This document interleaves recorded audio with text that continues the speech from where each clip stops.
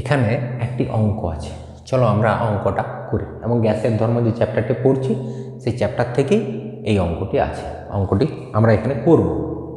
তা প্রথমে কি লেখা আছে, 227 ডিগ্রি সেন্টিগ্রেড তাপমাত্রায় 2 অ্যাটমসফিয়ার চাপে 41 লিটার আয়তনের কোনো গ্যাসের ওজন 64 গ্রাম হলে গ্যাসটির আণবিক ভর কত? তাহলে এটা আমাদেরকে বের করতে হবে, গ্যাসটির আণবিক ভর। এখন আমাদের মনে প্রশ্ন জাগতে পারে যে এই অঙ্কটা আমরা এইভাবে করতে পারি, তো P1 V1 T1 P2 V2 T2 এটা দ্বারাও তো করা যায়। প্রাথমিক চাপ, প্রাথমিক আয়তন, প্রাথমিক উষ্ণতা, অন্তিম চাপ, অন্তিম আয়তন, অন্তিম উষ্ণতা। কিন্তু এইভাবে অঙ্কটি করা যাবে না। কেন না, দেখো প্রাথমিক চাপ, তুমি বললে প্রাথমিক চাপ 2 অ্যাটমসফিয়ার, এটা নালে আমি লিখলাম 2। 41 লিটার আয়তন, আয়তনও লিখলাম 41 লিটার।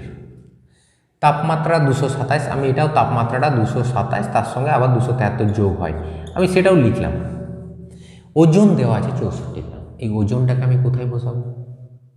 বা এই যে পরের চাপ, পরের আয়তন, পরের তাপমাত্রা কোনো কিছু কি দেওয়া আছে? না, দেওয়া নেই। এমনকি আমাদেরকে যেটা বের করতে হবে সেটা হচ্ছে আণবিক ভর। সুতরাং এই P1 V1 বাই T1 সমান P2 V2 বাই T2 এই সূত্র দ্বারা এর মান বের করা যাবে না। তাহলে কিভাবে এর মান বের করা যাবে? এর মান বের করতে গেলে আমাদেরকে সাহায্য নিতে হবে আদর্শ গ্যাস সমীকরণ। কি ছিল আদর্শ গ্যাস সমীকরণ? না, দেখবে আদর্শ গ্যাস সমীকরণটি ছিল PV সমান nRT। এটা ছিল আদর্শ গ্যাস সমীকরণ, যেখানে P ছিল চাপ, V ছিল আয়তন, N হচ্ছে মোল, R আদর্শ গ্যাস ধ্রুবক এবং T উষ্ণতা, কেলভিন উষ্ণতা। এই সূত্রটি দ্বারা আমি অঙ্কটি নির্ণয় করব। এবার এখানে প্রশ্ন আছে, দেখো ওজন 64 গ্রাম, আণবিক ভর কত? তাহলে এখানে ওজন কোনটা? ওজন তো দেওয়া নেই। দেখবে এই সূত্রটাকে আবার আমরা এরকমভাবে লিখেছিলাম, PV সমান এই যে যেখানে N আছে, N এর জায়গায় দেখবে আমরা লিখেছিলাম W/M ইন্টু RT। এবার প্রশ্ন হচ্ছে W/M এটা কি? এটা আমাদের আগের ভিডিওতে আছে, তোমরা দেখবে যেখানে আমাদের আদর্শ গ্যাস সমীকরণ আছে, সেই আদর্শ গ্যাস সমীকরণের ভিডিওতে এটা সব বলা আছে। আমি তাও আবার বলছি, W মানে ওয়েট, অর্থাৎ গ্যাসটির ওজন কত, আর M মানে হচ্ছে মলিকুলার ওয়েট, অর্থাৎ গ্যাসটির আণবিক ওজন কত। তাহলে আমাদেরকে এইখানে ওজন আর এটা হবে আণবিক ওজন। প্রশ্ন হচ্ছে কোনটা বের করতে হবে। দেখো ওজন তো দেওয়া আছে, তাহলে গ্যাসটির আণবিক ভর বা আণবিক ওজন, অর্থাৎ এই M আমাদেরকে বের করতে হবে, আণবিক ভর বা আণবিক ওজন। তাহলে M যদি বের করতে হয়, তার আগে আমাদেরকে কি করতে হবে না, তার আগে আমাদেরকে লিখতে হবে P মানে কত, V মানে কত, W মানে কত, R মানে কত, T মানে কত, এগুলি সব আমাদেরকে লিখে ফেলতে হবে। তাহলে অঙ্কটি কিভাবে করা যায় চলো দেখছি। আমি এটা পরে লিখছি, আমি আগে একটু অঙ্কটা করার চেষ্টা করি। তাহলে অঙ্কটা করতে গেলে আমাদেরকে প্রথমে কি করতে হবে না, প্রথমে আমাদেরকে লিখতে হবে চাপ, আমি লিখব P, আয়তন লিখলাম V, উষ্ণতা, উষ্ণতা লিখলাম T, তারপরে ওজন লিখলাম W, আণবিক ভর এটা বের করতে হবে, আমি লিখলাম আণবিক ভর বা আণবিক ওজন। আণবিক ভর যেটাকে লিখলাম M অক্ষর দ্বারা, এটা আমাদেরকে বের করতে হবে। এমটি কিন্তু এই M এর মান বের করতে হবে, এটির মান। তাহলে বাকি গেলা কোনটা কি দেওয়া আছে দেখা যাক। চাপ কত দেওয়া আছে, 2 অ্যাটমসফিয়ার চাপ, তাহলে 2 অ্যাটমসফিয়ার।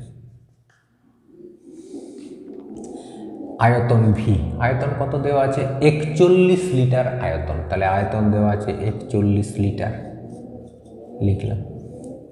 উষ্ণতা কত দেওয়া আছে, 227 ডিগ্রি সেন্টিগ্রেড, তাহলে 227 সেন্টিগ্রেডে আছে, আমাকে এটাকে কেলভিন করতে হবে, তাহলে এর সঙ্গে আবার 273 যোগ করতে হবে, এবং যোগ করলে দাঁড়াবে এটা হচ্ছে 500 কেলভিন। ওয়েট ওজন কত, ওজন কোনো গ্যাসের ওজন 64 গ্রাম, তাহলে ওজনটা দেওয়া আছে 64 গ্রাম, হয়েছে। আণবিক ভর কত এটা বের করতে হবে, বের করছি আমি এদিকে বের করছি। তাহলে আমি আমার সমীকরণটা লিখছি, আদর্শ গ্যাস সমীকরণ PV সমান NW/M/RT। আর W মানে ওয়েট, M মানে হচ্ছে মলিকুলার ওয়েট আণবিক ভর। এবার মানগুলি আমি বসি, কার মান বের করতে হবে একটু দেখে নিই, এম এর মান বের করতে হবে, এটার মান। তাহলে এমটাকে যদি বাঁ দিকে রাখা হয় সেটাই সব থেকে ভালো হয়। চল একটু বজ্রগ্রহণ করি, কি হবে, PVM সমান WR/T হয়েছে। এবার এম এর মান বের করতে হবে, এম সমান হচ্ছে WR/T/P × V। এবার মান বসাই, কত পাওয়া যাবে দেখা যাক। ডাব্লিউ ওয়েট ওজন কত দেওয়া আছে, ওজন 64 লিখলাম, 64 ইন্টু আর মানে কি আদর্শ গ্যাস ধ্রুবক। আদর্শ গ্যাস ধ্রুবকের মান আমরা বের করেছি, একটা সিজিএস পদ্ধতিতে বের করেছি, 8.31 × 10⁷ আর পার মোল কেলভিন। এসআই পদ্ধতিতে বের করেছি 8.31 জুল পার মোল কেলভিন। আবার আরেকটি একক বের করেছি যেটা ছিল litre atmosphere per mole kelvin. তো এখানে দেখো লিটার আছে, অ্যাটমসফিয়ার আছে, তাহলে এই এককে বার করাটাই সব থেকে সুবিধা, লিটার অ্যাটমসফিয়ারই যেহেতু আছে। তাহলে আর এর মান ওইটা নেব। কত মানটা ছিল না, আর এর মানটা দেখবে ছিল 0.82 sorry 0.082 litre atmosphere per mole kelvin. এটা ছিল আর এর মান লিটার অ্যাটমসফিয়ার এককে।